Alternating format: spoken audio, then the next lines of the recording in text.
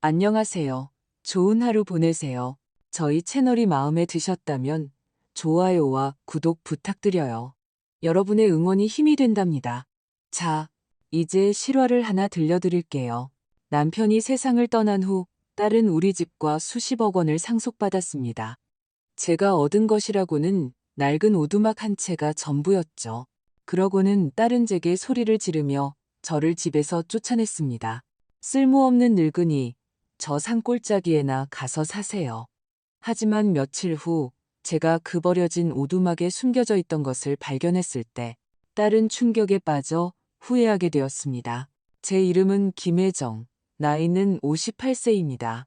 지난 30년 동안 저는 제 가족을 잘 안다고 믿었습니다. 우리에게 사랑과 신의는 중요한 의미가 있다고 생각했죠. 제 남편 박상호가 세상을 떠나고 나서야 제가 얼마나 틀렸는지 깨닫게 되었습니다. 결혼 생활 내내 우리는 안락한 집과 안정된 미래라는 자산을 쌓기 위해 열심히 일했습니다. 우리 딸 지아는 필요한 모든 것과 원하는 많은 것을 누리며 자랐죠. 유언장 낭독은 최 변호사의 사무실에서 진행되었습니다. 그는 다크서클이 짙은 중년의 변호사로 서류를 검토하며 연신 안경을 고쳐 썼습니다. 저는 낡은 가죽 의자에 앉아 무릎 위에 놓인 손을 떨며 불안감을 감추려 애썼습니다. 제 옆에는 지아가 흠잡을 데 없이 비싸 보이는 검은색 정장을 입고 앉아 있었는데 저는 처음 보는 옷이었습니다. 딸의 자세는 뻣뻣했고 거의 참을성 없어 보였습니다. 고 박상호 씨의 유언장 낭독을 시작하겠습니다. 최 변호사가 마른 기침과 함께 입을 열었습니다. 제 심장이 마구 뛰기 시작했습니다. 상호 씨와 저는 28년간 부부였습니다. 우리는 늘 우리의 미래, 우리의 노년을 생각하며 모든 것을 함께 일구었습니다. 저의 아내 김혜정에게는 변호사가 읽기 시작하자 저는 의자의 등을 곧게 폈습니다. 강원도 산길에 있는 오두막과 그 안에 모든 내용물을 남긴다. 저는 혼란스러워 미간을 찌푸렸습니다. 오두막이라니 상호 씨가 아버지에게 물려받았던 그 낡고 버려진 건물이었습니다. 다 쓰러져 가서 한 번도 손댄 적이 없었죠. 저의 딸 박지아에게는 그가 말을 이었습니다. 강남구 청담동에 있는 가족의 집, 모든 은행 계좌와 투자금, 그리고 총 50억 원의 현금을 남긴다. 그 순간 세상이 멈춘 것 같았습니다. 50억 원, 제가 거의 30년을 살았던 집, 우리가 함께 이룬 모든 것. 지아가 모든 것을 상속받았고 저는 다 쓰러져가는 오두막 한 채를 받았습니다. 분명 뭔가 착오가 있을 겁니다. 저는 겨우 목소리를 가다듬으며 중얼거렸습니다. 지아가 차가운 미소를 지으며 저를 돌아보았습니다. 착오 없어요, 엄마. 아빠는 자기가 뭘 하는지 정확히 알고 계셨어요. 최 변호사는 연민에 가까운 눈빛으로 저를 보았습니다. 유언 내용은 아주 명확합니다. 사모님, 남편분께서 자신의 뜻을 아주 구체적으로 밝히셨습니다. 우리는 침묵 속에서 사무실을 나섰습니다. 4월의 햇살은 무자비할 정도로 강렬하게 느껴졌습니다. 더 이상 제 집이 아닌 집으로 돌아오는 길에 지아는 한마디도 하지 않았지만 저는 마치 오븐의 열기처럼 뿜어져 나오는 딸의 만족감을 느낄 수 있었습니다.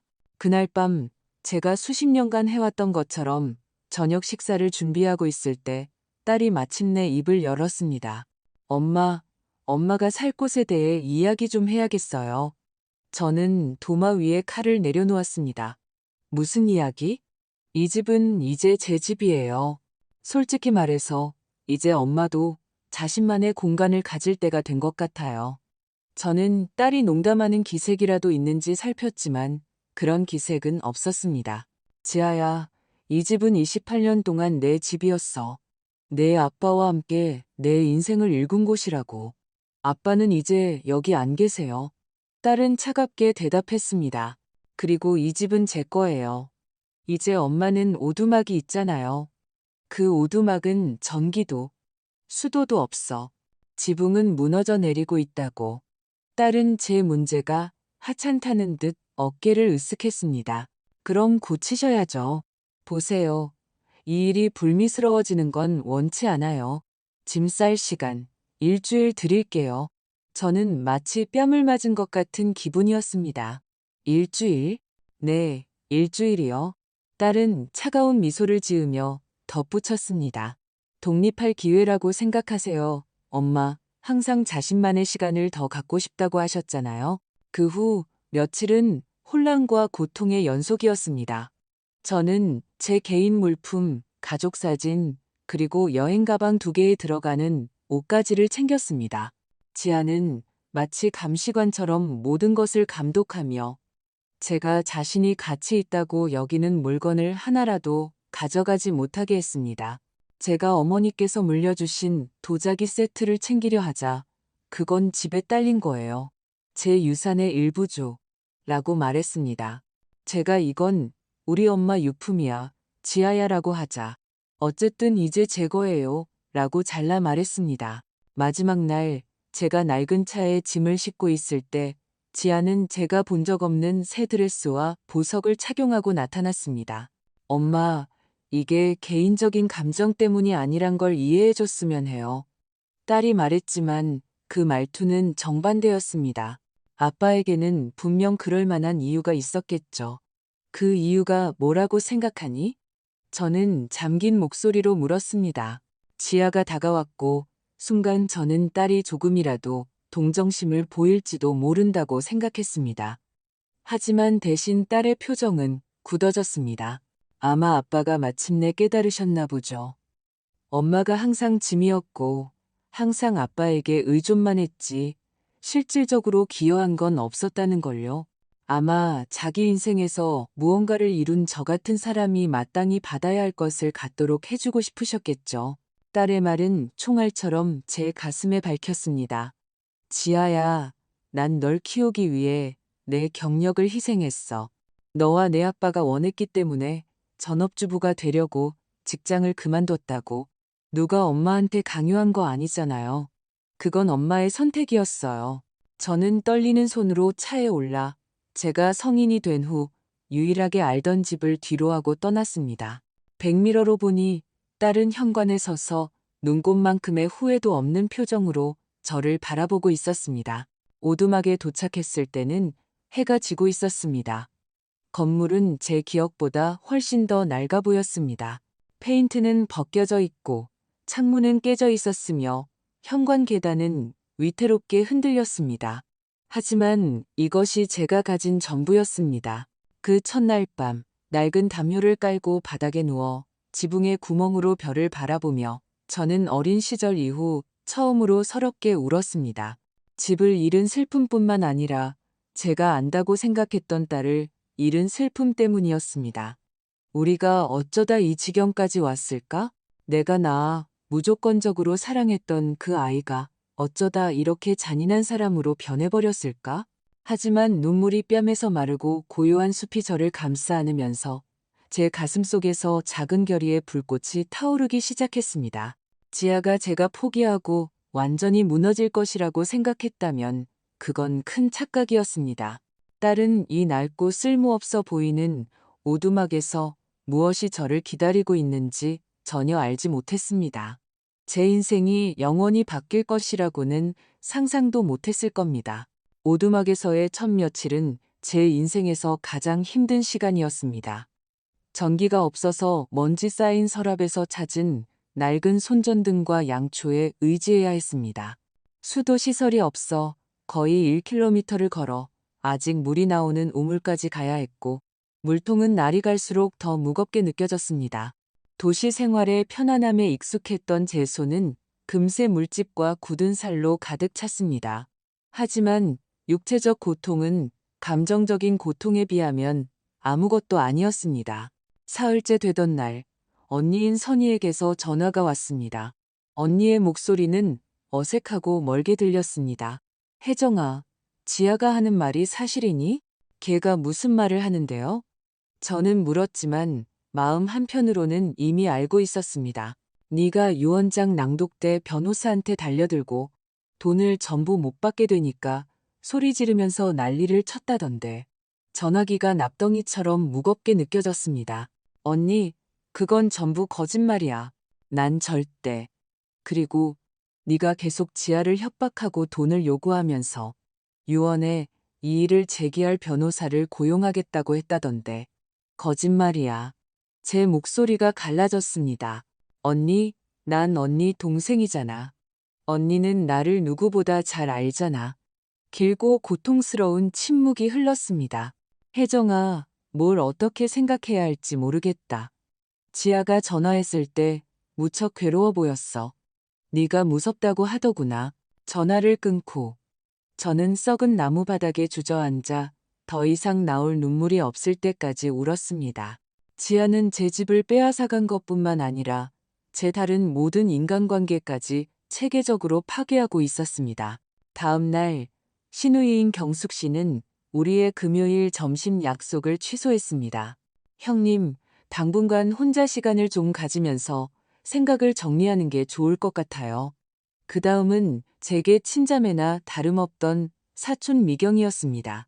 지아가 그러는데 형부 돌아가시고 나서 언니가 술을 너무 많이 마신다더라. 도움이 필요할지도 몰라. 모든 전화가 비수처럼 꽂혔습니다. 지아는 제가 탐욕스럽고 절박한 미망인이며 남편조차 자신에게 재산을 맡기지 않은 것을 받아들이지 못하는 악당이라는 이야기를 치밀하게 만들어냈습니다. 오두막으로 이사 온 지 일주일 후 지아가 저를 찾아왔습니다. 번쩍이는 새 차를 타고 왔는데 입고 있는 코트는 아마 제 차 전체 가격보다 비쌀 것 같았습니다. 안녕하세요, 엄마. 딸은 거짓 미소를 지으며 말했습니다. 어떻게 적응하고 계신지 보러 왔어요. 저는 부서진 방충망 너머로 딸을 바라보며 그 존재를 이해하려고 애썼습니다. 무슨 일이야, 지아? 엄마 보러 오면 안 되나요? 딸은 웃었지만 그 소리는 공허했습니다. 와, 여기 정말 엉망이네요. 그렇죠? 저 깨진 창문이랑 지붕 좀 봐요. 세상에, 정말 여기서 살고 계신 거예요? 선택의 여지가 없잖니. 어떻게든 적응하셔야겠네요. 딸은 다가와서 목소리를 낮췄습니다. 있잖아요, 엄마. 가족들한테 엄마 얘기를 좀 했어요. 속이 뒤틀렸습니다. 무슨 얘기를 했는데? 그냥 사실대로요. 유언장 낭독 이후로 엄마가 너무 비통해하고 아빠의 결정을 받아들이지 못하고 저에 대해 아주 불쾌한 말들을 하고 다닌다고요. 지아야, 그건 사실이 아니잖니. 너도 알잖아. 딸은 어깨를 으쓱했습니다. 인식이 현실이죠, 엄마. 그리고 사람들은 엄마가 슬픔을 제대로 감당하지 못한다고 인식하고 있어요. 딸은 돌아서서 차로 향하다가 멈춰서서 어깨 너머로 저를 돌아보았습니다. 아, 그리고 엄마? 선희 이모가 엄마가 유언에 이의를 제기할지도 모른다고 하더라고요. 그냥 알아두시라고요. 아빠는 이 나라 최고의 변호사와 일하셨어요. 모든 게 법적으로 완벽하게 처리됐어요. 만약 엄마가 뭔가를 시도하면 그나마 가진 푼돈마저 다 잃게 될 거예요. 딸이 떠난 후 저는 그 부서진 문 앞에 한참 동안 서서 딸의 차가 흙길 저편으로 사라지는 것을 바라보았습니다. 제 상황의 현실이 눈사태처럼 저를 덮쳤습니다. 집과 가족을 잃었을 뿐만 아니라 지아가 제 평판까지 체계적으로 무너뜨린 것이었습니다. 그날 밤 깨진 창문을 테이프와 판지로 겨우 막으면서 저는 지난 28년을 되돌아보았습니다. 제가 정말 그렇게 나쁜 엄마였을까? 그렇게 나쁜 아내였을까? 지아가 7살 때 폐렴에 걸렸던 때가 생각났습니다. 저는 병원에서 사흘 밤낮을 꼬박 세우며 불편한 의자에서 잠을 자고 딸의 손을 잡아주었습니다. 딸이 했던 모든 학예회, 제가 도와줬던 모든 과학 프로젝트, 그리고 10대 시절 딸이 늦게 귀가할 때마다 밤새워 기다렸던 모든 밤이 떠올랐습니다. 2001년에 상호 씨가 직장을 잃었을 때 제가 가족을 부양하기 위해 다시 접수원으로 일했던 기억이 났습니다. 그가 더 좋은 직장을 구했을 때 그가 지아를 위해 집에 누군가 있는 것이 중요하다고 말했기 때문에 제가 그 직장을 그만뒀던 것도 기억났습니다. 이런 것들이 그에게 그리고 지아에게 어떤 의미가 있었을까요? 아무 의미도 없었던 모양입니다. 이사 온 지 2주 후 가장 가까운 이웃인 안영감님이 저를 찾아왔습니다. 그는 상호 씨를 오랫동안 알고 지낸 노인이었습니다. 혜정 씨. 그는 모자를 벗으며 말했습니다. 상호 씨 일은 안타깝게 됐네. 그리고 자네에게 일어난 일은 더더욱 안타깝게 생각해. 감사합니다, 어르신. 내가 이 땅에서 40년을 살았는데 이 땅의 가치를 잘 알지. 자네 남편은 똑똑한 사람이었어. 아주 똑똑했지. 당시에는 그가 무슨 말을 하는지 이해하지 못했지만 그의 말은 풀어야 할 수수께끼처럼 제 마음에 남았습니다. 오두막에서 두 번째 달이 끝날 무렵 저는 살이 빠졌습니다. 손은 굳은 살이 박이고 거칠어졌습니다. 머리카락은 윤기를 잃었고 눈가에는 새로운 주름이 생겼습니다. 하지만 그 외에 다른 것이 있었습니다. 이전에는 없었던 새로운 강인함. 날마다 더 강해지는 결단력이 생겼습니다. 어느 날 아침 현관에 잔해를 쓸다가 모든 것을 바꿀 무언가를 발견했습니다. 헐거워진 마루판 아래에 반쯤 묻혀있던 낡고 이상한 열쇠였습니다. 제가 본 어떤 열쇠와도 달랐고 무거웠으며 화려한 디자인이었습니다. 저는 그것을 햇빛에 비춰보며 손가락 사이로 돌렸습니다. 이 열쇠는 어느 문을 위한 것일까? 구석구석 다 안다고 생각했던 오두막에서 저는 완전히 새롭고 신비로운 것을 발견한 것이었습니다. 그날 밤 촛불이 주위에서 깜박이고 밖에서는 숲이 바스락거리는 소리를 내는 동안 저는 그 열쇠를 더 자세히 살펴보았습니다. 해독할 수 없는 작은 기호들이 새겨져 있었고 왠지 모르게 이것이 평범한 열쇠가 아니라는 느낌이 들었습니다. 몇 달 만에 처음으로 저는 절망과 슬픔 외에 다른 감정을 느꼈습니다. 그것은 호기심이었습니다. 그리고 그 호기심 아래에는 훨씬 더 강력한 것, 희망이 있었습니다. 저는 그때 그 작고 낡은 금속 열쇠가 제 인생의 방향을 완전히 바꿀 것이라는 것을 알지 못했습니다. 저의 고독한 삶이 전혀 다른 무언가로, 지아에게는 상상도 못할 놀라움을 안겨줄 무언가로 변하리라는 것을 몰랐습니다. 열쇠에 대한 집착은 며칠 동안 저를 사로잡았습니다. 저는 땔감을 모으고 물을 길어오고 지붕에 새는 곳을 막으려는 생존을 위한 일과를 수행하는 동안에도 주머니에 그 열쇠를 넣고 다녔습니다. 매일 밤 촛불 아래에서 그 용도를 해독하려 했으며 열쇠를 살펴보았습니다. 새겨진 기호들은 낯익어 보였지만 어디서 봤는지 기억나지 않았습니다. 그것들은 작고 섬세해서 마치 오래전 숙련된 장인이 만든 것 같았습니다. 열쇠를 발견한 지 나흘째 되던 날, 저는 오두막을 더 체계적으로 조사하기로 결심했습니다. 그곳에서 산 몇 달 동안 저는 생존에 너무 바빠 제대로 탐색할 여유가 없었습니다. 이제 열쇠라는 동기를 가지고 저는 그 열쇠에 맞는 자물쇠, 칸막이 또는 숨겨진 장소를 찾기 시작했습니다. 저는 지하실부터 시작했습니다. 그곳은 제가 지금까지 피했던 축축하고 거미줄로 가득한 공간이었습니다. 손전등과 새로운 결의로 무장하고 저는 제 무게에 위협적으로 삐걱거리는 나무 계단을 내려갔습니다. 지하실은 제가 예상했던 것보다 넓었고 오두막 전체 구조 아래로 뻗어 있었습니다. 벽은 거친 돌로 되어 있었고 바닥은 다져진 흙이었습니다. 한쪽 구석에는 먼지 덮인 낡은 상자들이 쌓여 있었고 다른 쪽에는 녹슨 연장들이 벽의 고리에 걸려 있었습니다. 그때 저는 그것을 보았습니다. 뒤쪽 벽에 박혀 있는 작은 철문이 낡은 선반 뒤에 거의 숨겨져 있었습니다.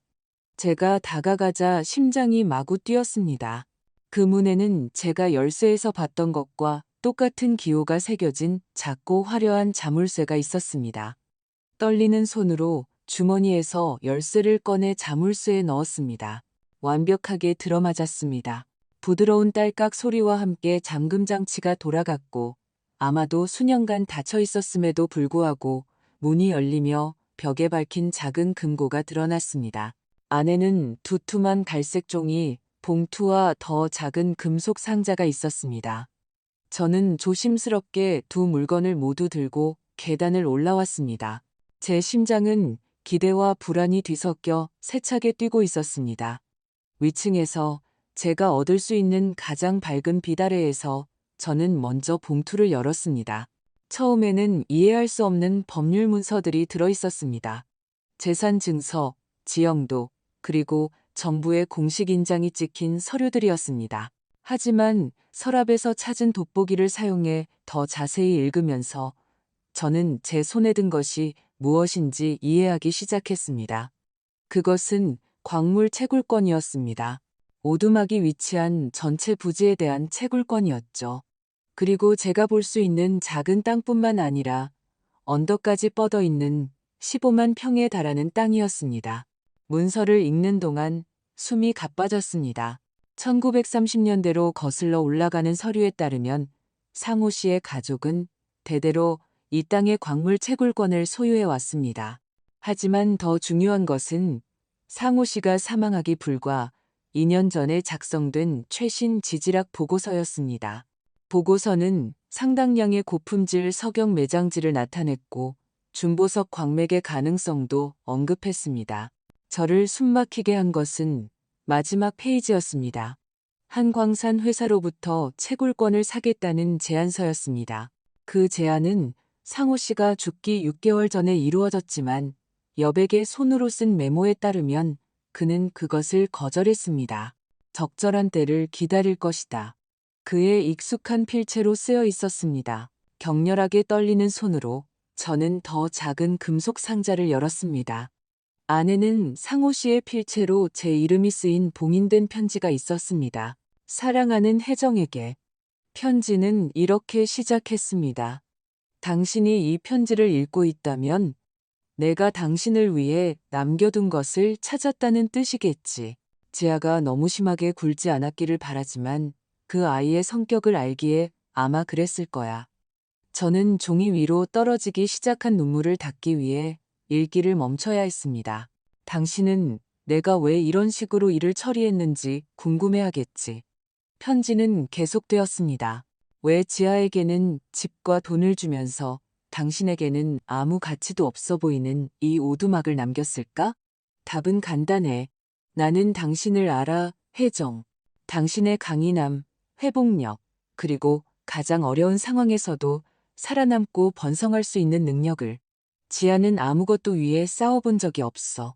우리가 모든 것을 너무 쉽게 줬고, 그게 그 아이를 내가 알아보지 못하는 사람, 탐욕스럽고 조종적이며 타인에 대한 진정한 연민이 없는 사람으로 만들었을까 두려워.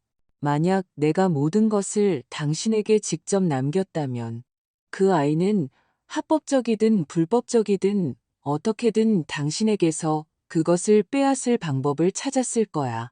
저는 불규칙한 호흡을 하며 계속 읽어 내려갔습니다. 하지만 당신, 내 사랑, 당신에게는 지아가 결코 가질 수 없는 것. 진정한 내면의 힘이 있어. 나는 누군가 이 오두막에서 이 보물을 찾을 때까지 충분히 오래 버틸 수 있다면 그건 바로 당신일 거라고 알았어. 이걸 마지막 시험이라고 생각해줘. 지아는 결코 통과하지 못했을 시험이지. 이 땅의 광물 채굴권은 내가 지아에게 남긴 집과 돈보다 훨씬 더 가치가 커. 하지만 그 이상으로 이것은 당신의 자유, 당신의 독립, 그리고 남은 인생을 누구에게도 의존하지 않고 당신의 방식대로 살아갈 기회야. 은행 개인 금고에 당신 이름으로 등록된 상자에 더 많은 서류가 있어. 금고 번호는 이 편지 뒷면에 있어. 현명하게 사용해줘. 우리가 함께한 모든 세월 동안 당신을 사랑했어. 혜정. 당신을 이런 시험에 들게 해서 미안하지만 나는 당신이 이겨낼 만큼 강하다는 것을 알았어. 이제 살아. 우리 둘 목까지 사라져. 편지 끝에는 180여기라는 숫자가 적혀 있었습니다. 저는 오두막 바닥에 오랫동안 앉아 편지를 읽고 또 읽었습니다. 상호 씨가 이 모든 것을 계획했던 것입니다. 그토록 잔인하고 불공평해 보였던 유언은 사실 지하로부터 저를 보호하고 동시에 딸이 결코 건드릴 수 없는 무언가를 제게 주기 위한 그의 방법이었습니다. 하지만 그의 말에는 사랑과 고통이 뒤섞인 무언가가 느껴졌습니다. 그는 제가 이 시험에서 살아남을 것을 알 만큼 저를 잘 알았지만 동시에 지아가 저를 배신할 것이라는 것을 알 만큼 딸을 잘 알았던 것입니다. 그는 얼마나 오랫동안 우리 딸이 그런 잔인함을 저지를 수 있다는 것을 알고 있었을까요? 그는 언제 딸이 그런 사람으로 변한 것을 보았을까요? 그날 밤, 몇 달 만에 처음으로 저는 절망하거나 버려지거나 배신당했다고 느끼지 않았습니다. 저는 잊고 있던 감정, 힘을 느꼈습니다. 지아는 저를 무너뜨렸다고 생각했습니다. 그녀는 자신이 이겼고 마침내 짐이라고 여겼던 엄마를 떨쳐냈다고 생각했습니다. 하지만 그녀는 제가 실제로 무엇을 상속받았는지 전혀 몰랐습니다. 그녀의 잔인함이 바로 상호 씨가 그녀가 실패하기를 바랐던 시험이었다는 것을 전혀 몰랐습니다. 다음 날 저는 시내은행으로 차를 몰았습니다. 186번 개인 금고에는 더 많은 서류가 들어 있었습니다. 업데이트된 지질 보고서와 채굴권에 관심을 보이는 3개의 다른 광산회사와의 서신이 포함되어 있었죠. 상호 씨가 사망하기 일주일 전에 받은 가장 최근의 제안은 80억 원이었습니다. 오두막으로 돌아오는 길에 저는 아마도 예전에 제 집이었을 그곳에서 자신이 거둔 큰 승리라고 생각하는 돈을 쓰고 있을 지아를 생각하지 않을 수 없었습니다. 그녀는 자신이 쓰레기처럼 취급했던 엄마가 방금 수십억대 자산가가 되었다는 사실을 몰랐습니다. 하지만 아직은 모든 것을 밝힐 때가 아니었습니다. 먼저 저는 이 새로운 힘을 정확히 어떻게 사용하고 싶은지 결정해야 했습니다. 한 가지는 확실했습니다. 지아는 자신을 키운 여자를 심각하게 과소평가했습니다. 그 후 며칠은 조용한 조사의 연속이었습니다. 저는 성급하게 행동하지 않기로 결심했습니다. 상호 씨는 계획에 있어 꼼꼼했고 저 또한 실행에 있어 그만큼 신중할 것이었습니다. 먼저 저는 이웃 도시에 있는 다른 변호사, 지아를 모르는 변호사와 연락했습니다. 강 변호사는 광물 권리 및 토지 거래를 전문으로 하는 나이든 남자였습니다. 제가 서류를 보여주자 그의 눈은 직업적인 관심으로 빛났습니다. 김혜정 여사님, 그가 서류를 더 잘 보기 위해 안경을 고쳤으며 말했습니다. 이건 정말 대단하군요. 남편분께서 서류를 완벽하게 준비해 놓으셨습니다. 이 광물 권리는 합법적이며 다른 어떤 유산과도 완전히 분리되어 있습니다. 그게 정확히 무슨 의미인가요? 따님께서 집과 돈을 상속받으셨지만 이 광물 권리는 완전히 독립적이라는 의미입니다. 이것들은 구체적으로 여사님 명의로 되어 있으며 다른 누구도 이의를 제기하거나 소유권을 주장할 수 없습니다. 안도의 물결이 제 몸을 훑고 지나갔습니다. 광산 회사들의 제안은요? 강 변호사는 미소를 지었습니다. 아주 합법적입니다. 사실 저는 이 중 두 회사를 알고 있습니다. 평판이 아주 좋은 곳들이죠.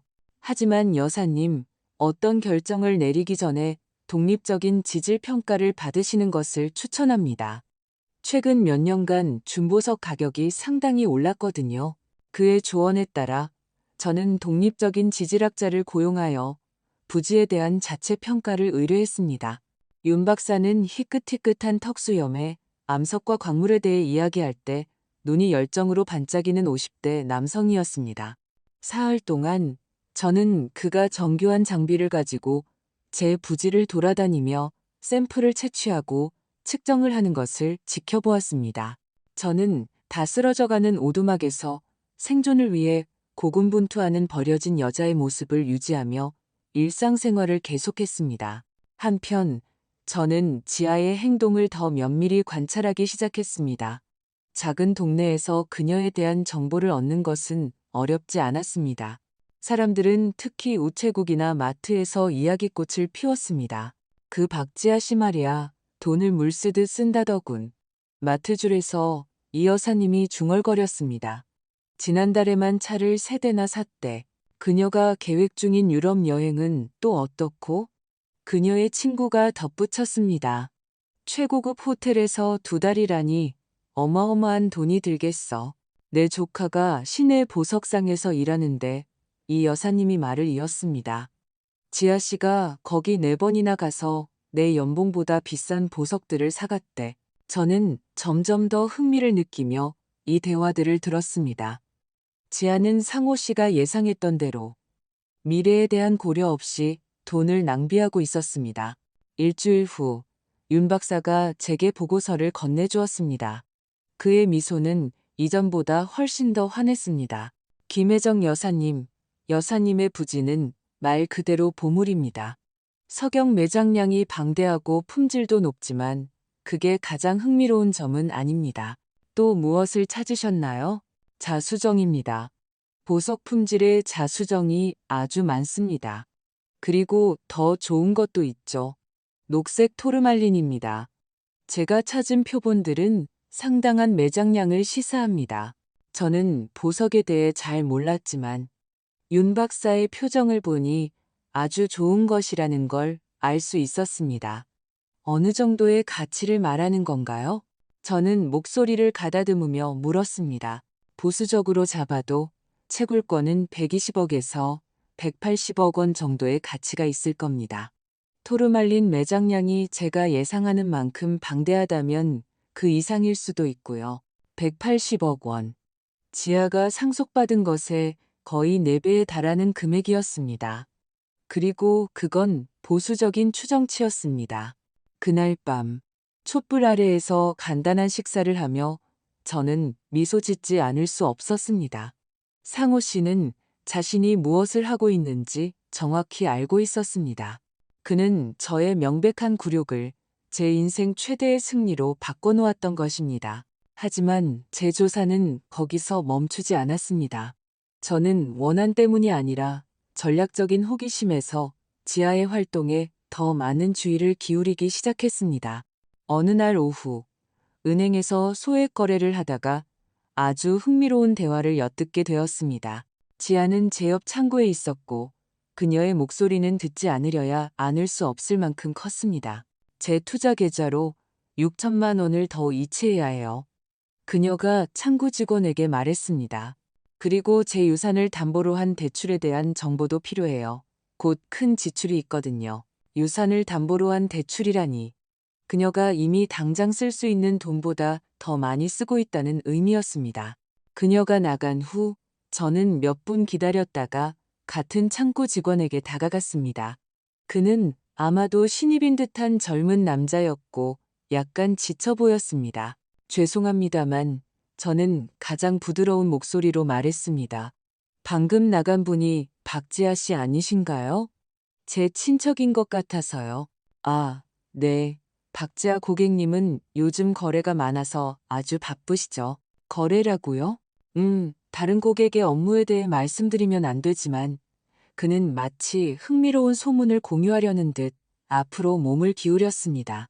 하지만 우리끼리 이야기인데 그렇게 빨리 돈을 쓰는 사람은 처음 봤어요. 거의 매일 거액을 인출해 가세요. 이것은 귀중한 정보였습니다. 지아는 상호 씨의 돈을 쓰고 있을 뿐만 아니라 감당할 수 없는 속도로 쓰고 있었습니다. 며칠 밤 후 상호 씨의 서류를 수십 번째 검토하다가 이전에 간과했던 것을 발견했습니다. 오래된 지질 보고서 중 하나의 여백에 쓰인 작은 메모였습니다. 지아는 정말 중요한 것들에 대한 인내심이 전혀 없었다. 항상 즉각적인 만족을 원했지.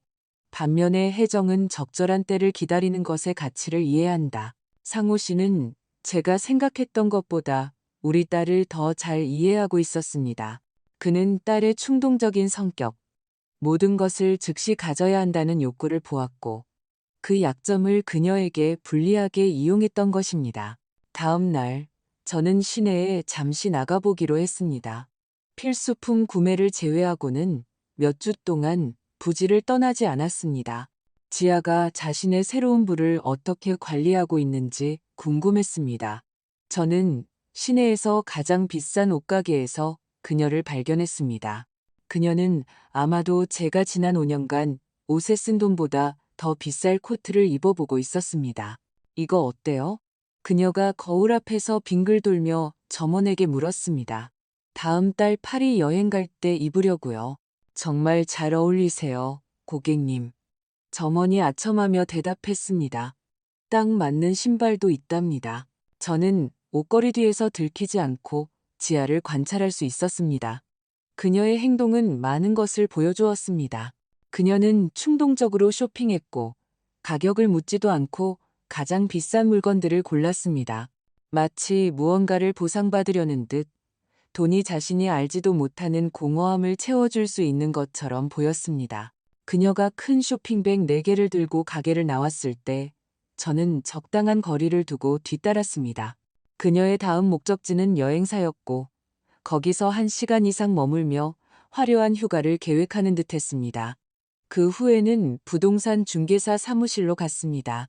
쇼윈도를 통해 저는 그녀가 자신의 유산으로도 감당하기 힘든 집들의 카탈로그를 보고 있는 것을 볼 수 있었습니다. 그것은 매혹적이면서도 동시에 슬펐습니다. 지아는 복권에 당첨되었지만 갑작스러운 부를 관리할 방법을 전혀 모르는 사람처럼 행동하고 있었습니다. 그녀는 몇 년 안에 자신을 재정적 파탄으로 이끌 충동적인 결정을 내리고 있었습니다. 그날 밤 오두막으로 돌아와 제가 관찰하고 들은 것을 바탕으로 간단한 계산을 해보았습니다. 지아는 한 달에 약 7천만 원을 쓰고 있었습니다. 이 속도라면 그녀의 50억 원은 6년도 채 되지 않아 바닥날 것이고 대출로 쌓이고 있을 이자는 계산하지도 않은 것이었습니다. 상호 씨가 옳았습니다. 지아는 진정한 부를 다룰 절제력이나 지혜가 없었습니다. 하지만 저에게는 있었습니다. 촛불이 주위에서 깜박이고 밖에서는 숲이 어둠 속에서 속삭이는 동안 저는 결심을 내렸습니다. 제 광물 권리를 현실로 바꿀 때가 온 것이었습니다. 하지만 저는 제 방식대로, 제 조건에 맞춰, 그리고 완벽한 때가 되었을 때 그렇게 할 것이었습니다. 지아는 놀라움을 맛보게 되겠지만 먼저 그녀는 추락을 맛봐야 했습니다. 오두막으로 이사 온 지 6개월 후 제 인생은 상상도 못했던 방식으로 변했습니다. 저는 가장 신뢰할 수 있는 광산회사에 채굴권을 140억 원에 팔았고 신중한 협상 끝에 미래의 로열티까지 보장받았습니다. 하지만 저는 적어도 겉보기에는 제 삶을 단순하게 유지했습니다. 여전히 오두막에 살았지만 이제는 눈에 띄지 않게 전기와 수도가 설치되어 있었습니다. 밖에서 보면 그곳은 여전히 낡아 보였고 정확히 지아가 기대하는 모습이었습니다. 하지만 안에서는 제 편의를 위해 미묘한 개선을 했습니다. 제 변호사인 강 변호사는 돈이 완전히 보호되고 분산되도록 모든 것을 구조화했습니다. 저는 남은 평생을 편안하게 살고도 남을 충분한 자산을 갖게 되었습니다. 하지만 돈보다 더 중요한 것은 제 자신의 삶에 대한 통제력을 되찾았다는 느낌이었습니다. 한편 저는 지아의 삶이 예상대로 흘러가는 것을 주의 깊게 지켜보았습니다. 사람들이 저를 잔인한 딸에게 버려진 불쌍한 늙은 어머니로 동정하기 시작하면서 마을의 정보원들은 더욱 신뢰할 수 있게 되었습니다. 제가 들은 소식은 정확히 제가 예상했던 것이었지만 그럼에도 불구하고 지아의 추락 속도는 저를 놀라게 했습니다. 그녀가 샀던 차 2대를 팔았대. 이 여사님이 마트에서 우연히 만났을 때 제게 알려주었습니다. 그리고 계획했던 유럽 여행도 취소했고요. 정말요? 저는 놀란 척 물었습니다. 제 시누이가 은행에서 일하는데 지아가 거의 매일 은행에 와서 대출을 더 받으려고 한대요. 벌써 빚이 3억 원이 넘는다고 하더라고요.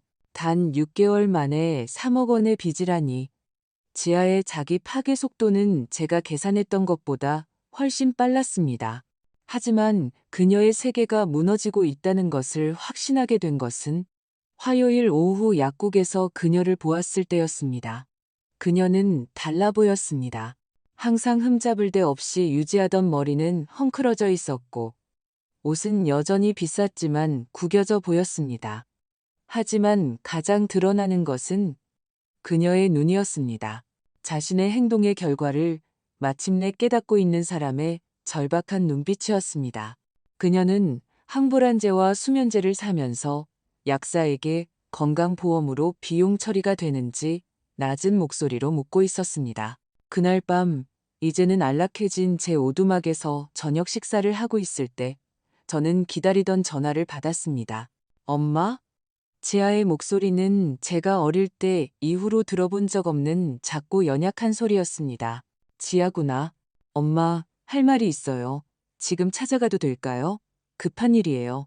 저는 창밖으로 숲의 어둠을 내다보며 기이한 평온함을 느꼈습니다.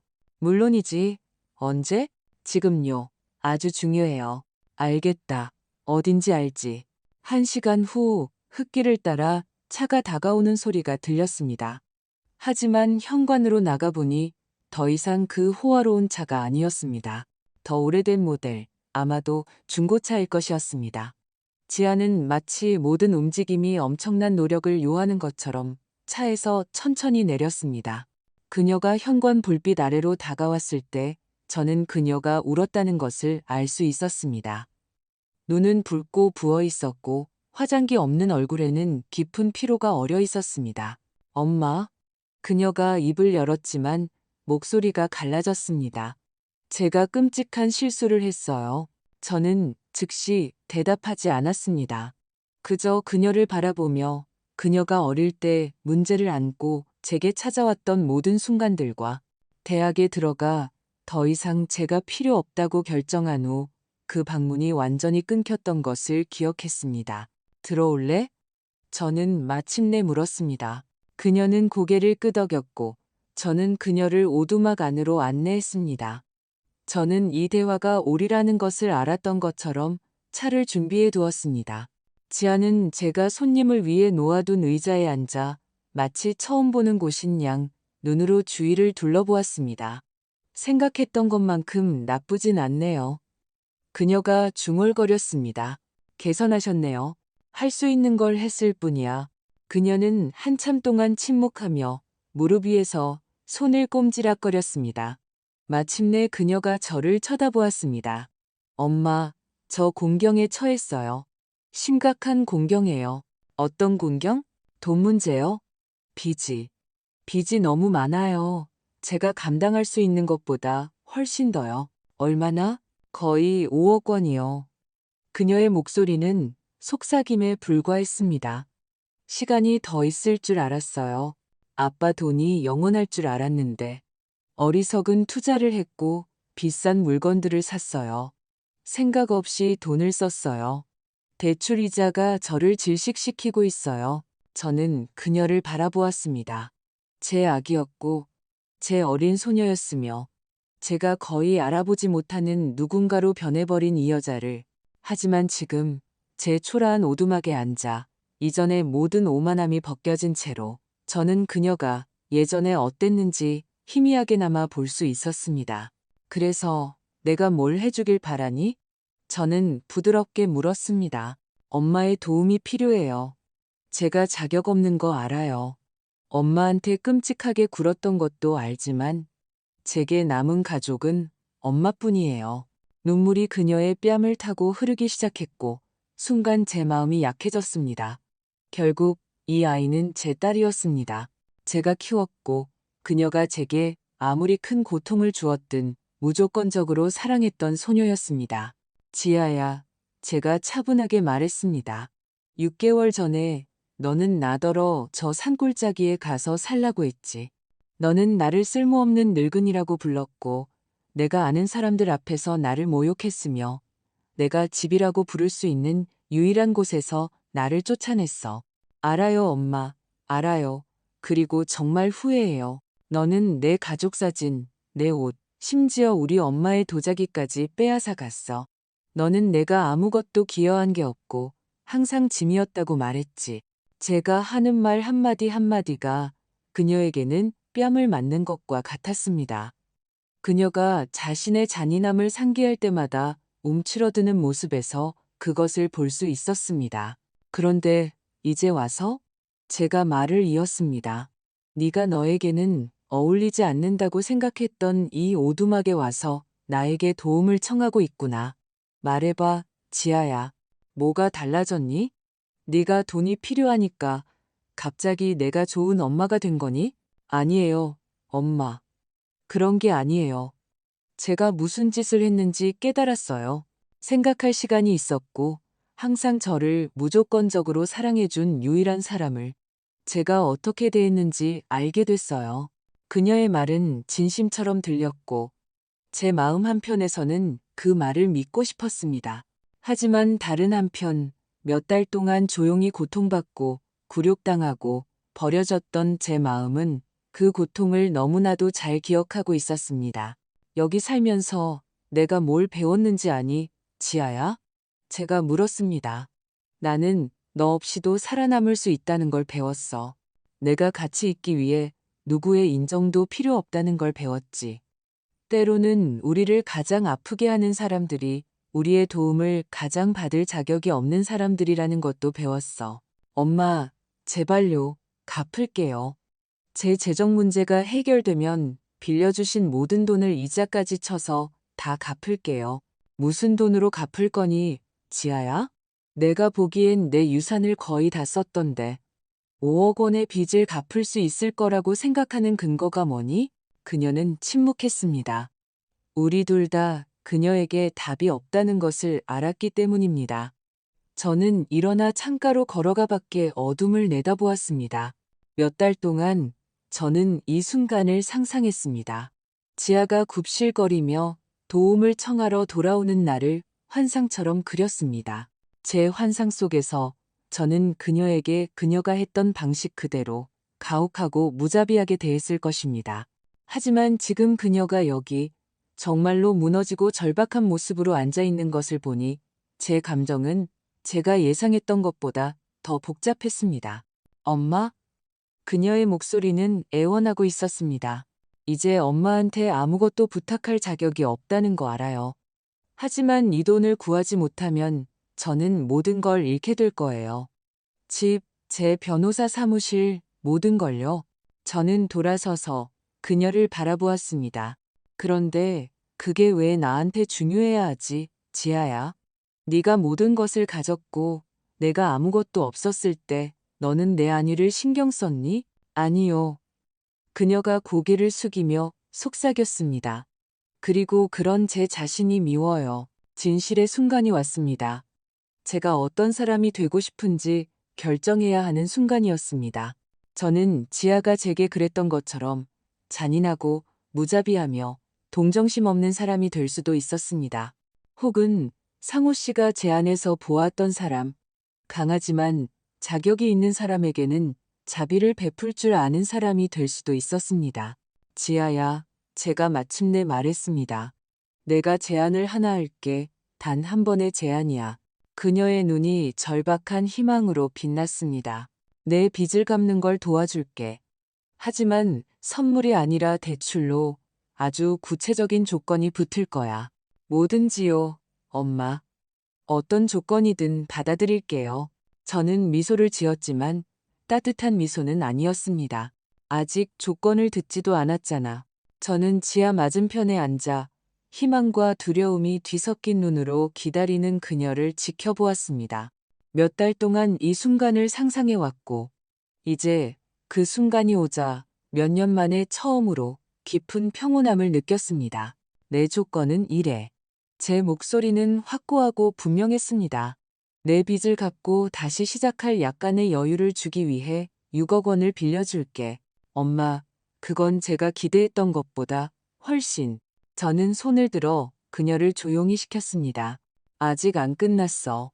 대출금은 연 5% 이자로 10년 안에 갚아야 해. 어떤 은행보다도 관대한 조건이지. 그녀는 열심히 고개를 끄덕였습니다. 받아들일게요. 물론이죠. 하지만 조건이 더 있어. 앞으로 5년 동안 너는 나를 위해 일해야 해. 매주 토요일에 여기 와서 이 부지 유지, 보수, 청소, 내가 필요한 일들을 도와야 해. 불평 없이, 변명 없이. 그녀의 얼굴이 미세하게 변하는 것을 보았지만 그녀는 고개를 끄덕였습니다. 알겠어요. 그리고 올 때마다 나에게 존중을 담아 말해야 해. 네가 나를 익숙하게 대했던 경멸적이거나 거만한 말투는 안 돼. 네가 멋대로 판단했던 짐이 아니라 내가 항상 그래왔던 너의 어머니로 나를 대해야 해. 네, 엄마. 마지막으로 저는 일어나 책상으로 걸어가며 말했습니다. 편지를 한 통 썼으면 좋겠어. 네가 나에게 한 모든 일에 대한 완전한 사과 편지. 나를 위해서가 아니라 너 자신의 성장을 위해서. 그리고 다음 설날 가족 모임에서 온 가족 앞에서 그 편지를 큰 소리로 읽었으면 좋겠어. 지아의 얼굴이 창백해졌습니다. 엄마, 그건 너무 굴욕적이에요. 굴욕적이라고? 저는 그녀의 눈을 똑바로 쳐다보았습니다.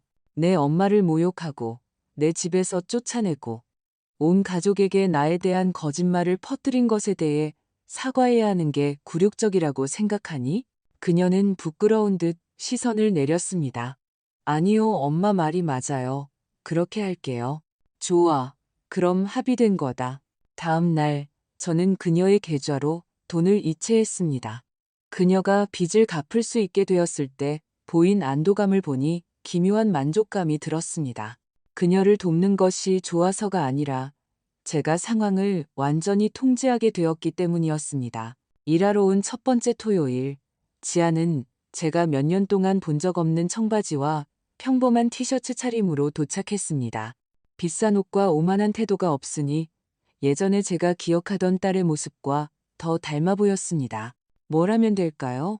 그녀가 몇 년 만에 처음으로 정중한 어조로 물었습니다. 뒤편 창고 청소를 좀 도와줬으면 좋겠어. 물건들을 재정리하고 있거든. 우리는 첫 1시간 동안 말없이 일했습니다. 그녀가 육체 노동에 힘겨워하는 것이 보였습니다.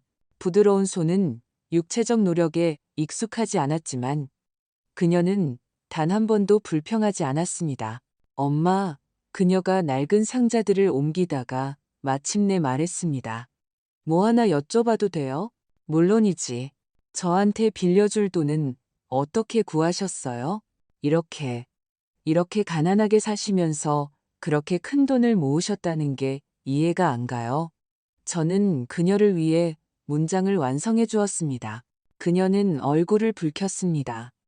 그런 뜻이 아니었어요. 저는 미소 지었지만 이번에는 잔인한 미소가 아니었습니다. 지아야, 네가 나에 대해 전혀 몰랐던 것들이 많단다. 네가 한 번도 물어볼 생각조차 안 했던 것들이지. 그날 오후 그녀가 떠난 후 저는 새로 단장한 현관에 앉아 차를 마시며 이제는 제 재산이 담겨 있다는 것을 아는 숲을 바라보았습니다. 나무들은 저녁 바람에 속삭였고 아주 오랜만에 저는 완전히 평화로움을 느꼈습니다. 그 후 몇 달 동안 일과가 정해졌습니다. 지아는 매주 토요일에 와서 불평 없이 일했고 우리는 점차 진정한 대화를 나누기 시작했습니다. 지난 몇 년간의 피상적인 교류가 아닌 삶과 실수, 그리고 진정으로 중요한 것에 대한 솔직한 대화였습니다. 어느 가을 토요일, 낙엽을 쓸면서 그녀는 직설적인 질문으로 저를 놀라게 했습니다. 엄마, 언젠가는 저를 정말로 용서하실 건가요? 저는 멈춰서서 갈퀴에 기댔습니다. 지아야, 용서는 내가 상처럼 주거나 거두는 게 아니야. 진정한 변화를 볼 때 자연스럽게 일어나는 거지. 그 변화를, 진정한 변화를 보셨어요? 저는 그녀를 바라보았습니다. 가장 힘든 방법으로 겸손을 다시 배운 이 중년의 여자를. 그래, 봤어. 하지만 더 중요한 건 너 자신도 그 변화를 본 것 같다는 거야. 그녀는 눈물을 닦으며 고개를 끄덕였습니다. 제가 어떤 사람이었는지 너무 부끄러워요. 과거를 부끄러워하지 마라, 지아야. 미래에 더 나은 사람이 되기 위해 그것을 사용하렴. 설날이 왔고 제가 추방된 이후 첫 가족 모임이 열렸습니다.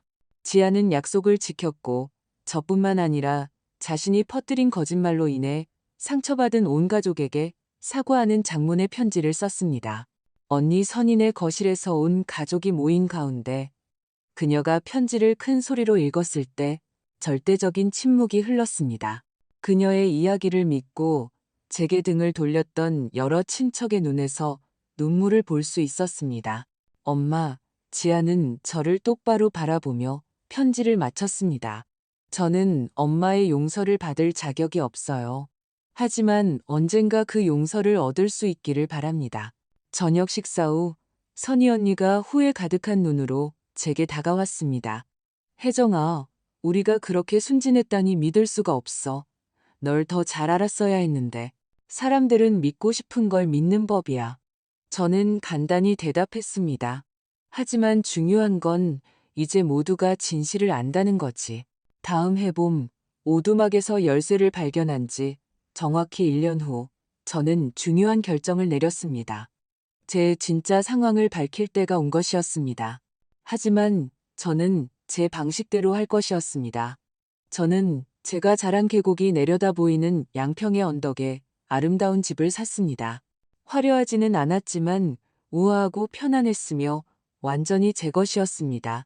지아가 평소처럼 토요일에 일하러 왔다가 제 새 주소로 안내하는 쪽지만 남겨진 텅 빈 오두막을 발견했을 때 그녀의 충격은 얼굴 모든 표정에 역력했습니다. 엄마, 그녀가 제 새 집에 도착해서 말했습니다. 이게 다 뭐예요? 내 집이야. 저는 간단히 대답했습니다. 내 진짜 집. 하지만 어떻게 저한테 빌려주신 돈은요? 엄마의 재정 상황은 저는 미소를 지으며 그녀를 차를 준비해둔 넓은 부엌으로 초대했습니다. 지아야, 네가 아무 가치도 없다고 생각했던 그 오두막 기억나니? 네. 알고 보니 내 아빠는 너나 나나 처음에는 몰랐던 무언가를 알고 계셨단다. 그 땅에는 아주 귀중한, 극도로 귀중한 광물 권리가 포함되어 있었어. 저는 그녀가 그 정보를 처리하고 그녀의 표정이 혼란해서 이해로 그리고 존경심이 섞인 경외감으로 변하는 것을 보았습니다. 아빠가 알고 계셨다는 말씀이세요? 네, 아빠는 자신이 뭘 하는지 정확히 알고 계셨어. 너는 현금을 낭비할 걸 아셨지만 나는 그분이 남기신 진짜 보물을 발견할 인내심과 지혜가 있다는 걸 아셨지. 지아는 오랫동안 침묵했습니다. 마침내 그녀가 저를 쳐다보았습니다. 그럼 엄마는 제 돈이 전혀 필요 없으셨던 거네요. 제가 제 행동의 결과를 감당하도록 그냥 내버려 두실 수도 있었고요. 그래, 그럴 수도 있었지. 왜 그러지 않으셨어요? 저는 그녀에게 다가가 그녀의 손 위에 제 손을 얹었습니다. 네가 무슨 짓을 했든 너는 여전히 내 딸이니까. 그리고 네가 예전에 어떤 사람이었는지 그 모습이 내 안 어딘가에 아직 존재한다고 믿었기 때문이야. 눈물이 그녀의 뺨을 타고 흐르기 시작했습니다. 저는 엄마의 친절을 받을 자격이 없어요. 아마도 그렇겠지? 제가 부드럽게 말했습니다. 하지만 엄마의 사랑이 항상 자격에 근거하는 건 아니란다. 그해 여름, 지아는 약속된 기한보다 3년 일찍 대출금을 모두 갚았습니다. 그녀는 완전히 다른 초점을 맞춰 변호사 업무를 재건했고 재정 위기에 처한 가족을 돕는 것을 전문으로 했습니다. 자신이 배운 모든 것에 보답하는 자신만의 방식이라고 말했습니다. 엄마, 어느 토요일 우리가 제3정원에서 함께 일하면서 그녀가 말했습니다. 만약 아빠가 처음부터 모든 것을 공평하게 나누셨다면 어떻게 됐을지 궁금해하신 적 있으세요? 저는 현관길 옆에 꽃을 심으며 그녀의 질문에 대해 생각했습니다. 내 아빠는 우리 자신보다 우리를 더 잘 아셨던 것 같아. 그는 내가 혼자서도 살아남을 수 있다는 걸 배워야 한다는 걸 아셨고, 너는 지혜 없는 돈은 쓸모없다는 걸 배워야 한다는 걸 아셨지. 그리고 우리가 그걸 배웠다고 생각하세요? 저는 제 딸을 바라보았습니다. 더 이상 오만하고 잔인했던 여자가 아니라 가장 힘든 방법으로 겸손과 감사를 발견한 누군가를, 저 자신의 여정, 집에서 쫓겨났던 황폐한 여자에서 지금의 독립적이고 풍요로운 여자로의 여정을 생각했습니다. 그래. 저는 오후의 햇살이 제 정원을 황금빛으로 물들이는 가운데 미소 지으며 말했습니다. 우리가 마침내 배운 것 같구나. 그날 밤 현관에 앉아 아래 도시의 불빛을 바라보며 저는 제가 보낸 비범한 한 해를 되돌아보았습니다. 저는 집을 잃었지만 진정한 가정을 얻었습니다. 저를 당연하게 여기던 딸을 잃었고 저를 소중히 여기는 법을 배운 딸의 존경을 얻었습니다. 제 생각을 방해하며 전화벨이 울렸습니다. 지아였습니다. 엄마, 그냥 잘 자라고 인사하고 고맙다고 말하고 싶었어요. 뭐가? 저를 포기하지 않아 주셔서요. 제가 제 자신에게서 볼 수 없었던 무언가를 봐주셔서요. 전화를 끊고 저는 밤의 고요함 속에 앉아 몇 년 만에 가장 완전한 기분을 느꼈습니다. 상호 씨가 옳았습니다. 저는 그 누구보다도 저 자신을 포함해서 모두가 생각했던 것보다 강한 사람이었습니다. 그리고 때로는 가장 큰 승리는 원하는 것을 얻는 것이 아니라 행복해지기 위해 필요한 모든 것을 이미 가지고 있었다는 것을 발견하는 것일지도 모릅니다.